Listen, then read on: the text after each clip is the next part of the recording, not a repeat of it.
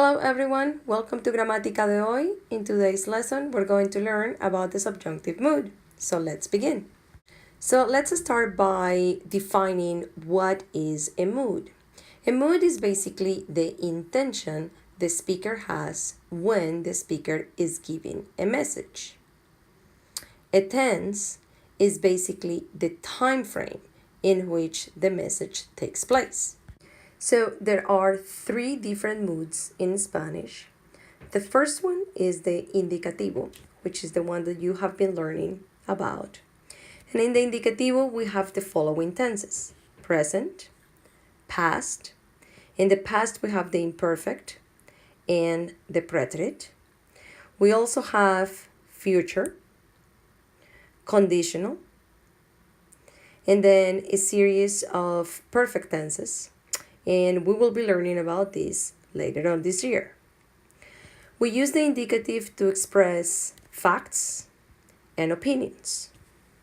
The second mood is the subjuntivo or subjunctive, and that is the one that we're going to start learning today.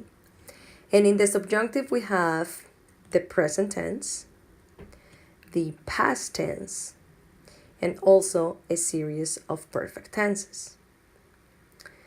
We use the subjunctive when we want to talk about hypothetical situations, or when we want to express future hopes or desires, and when we want to give advice or recommendations.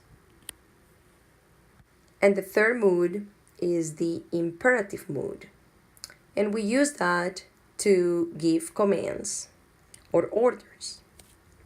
So let's take a look at the following sentence. The doctor recommends that John stay in bed. This is a perfect example of a sentence in English that requires the subjunctive. Before we continue with the structure of the subjunctive, let's learn how to form the verb conjugation of regular verbs. So let's begin with the verbs that end in AR. For example, the verb tomar. In the form of yo, it would be tome.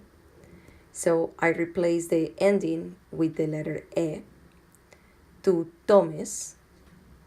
Él, ella, usted, tome. Nosotros, tomemos. Ellos, ellas, ustedes, tomen. And for those verbs ending in ER and IR, such as correr and decidir, they follow exactly the same pattern. So yo corra, yo decida. I replace the ending with the letter A. Tú corras, tú decidas. Él, ella, usted corra. Él, ella, usted decida. Notice that in the form of yo and él, ella is exactly the same. So with the subjunctive, you need to be careful and make sure that you specify the subject at all times. In the form of nosotros, corramos, decidamos, and ellos, ellas, ustedes, corran and decidan. The subjunctive mood is used in many different ways. Just today, we're going to learn the first use, which is with verbs of will and influence. So let's take a look at our sentence again. The doctor recommends that John stay in bed. To form the subjunctive, we need first subject 1, followed by the verb of influence or will, followed by the word que, subject number 2, and then followed by the verb in the subjunctive. In Spanish, it will be el doctor recomienda que John se quede en cama. So, el doctor, subject 1, recomienda, verb of will or influence, que, John, subject 2, and se quede is my verb in the subjunctive. So here is a list of the most common verbs of will and influence.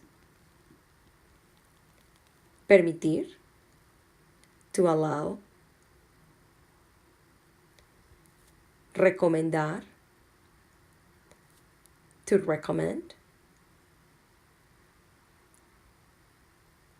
Sugerir, to suggest. Aconsejar, to advise. Exigir, to demand. Preferir,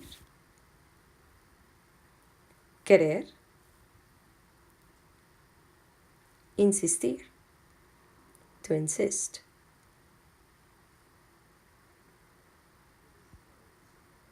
And prohibir, to forbid or to prohibit.